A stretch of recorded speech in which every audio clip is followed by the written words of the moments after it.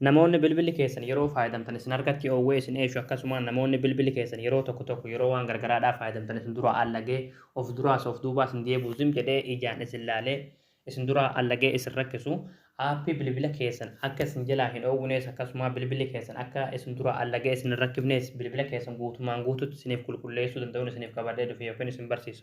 Daawwattoota kiyya faayidaan aappii kanaadhaa kana qofaadhaa miti bilbilli keessanillee vaayirasii gargaraadhaa vaayirasii isin hin beekne waan isin hin beekne yoo of keessaa qabaatillee bilbila keessan keessaa vaayirasii gargarallee isiniif qulqulleessa akkasuma wantoota gargaraadhaa faayiloota gargaraadhaa waan isin hin beekne waan isin hin faayyanne waan isiniif bu'aa hin qabne wantoota isin hin beekne alatti waan bilbila keessan guutee isin dura achanaannaqaa jirullee bilbila keessan keessaa isiniif qulqulleessa aappiin kuni aappii ajaa'ibaati.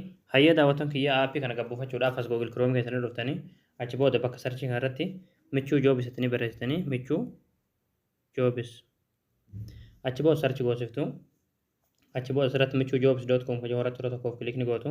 Achi booda haala kanaan asitti fida asirratti ayikoonii sarchii irratti yeroo tokkoof kilikni gootu.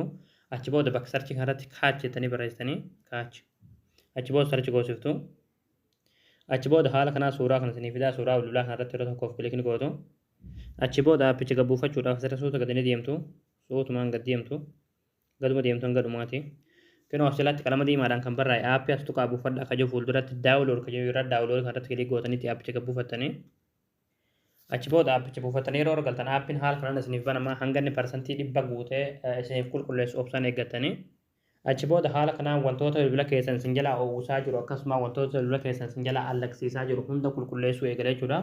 Kinoo as jalatti jechuudha wantoota 4 argattanii jechuudha wantoota arfan as jalatti argaa jirtan kanarratti hunda dhoottaniiti jechuudha hunda keessaa qulqulleessiiftan jechuudha. Egaa daawwattoon kiyya aappii kana akka namni baay'een argee irraa fayyadamu viidiyoo kana laayik sheer waliif godhaadhaa waan hordoftaniif galatooma.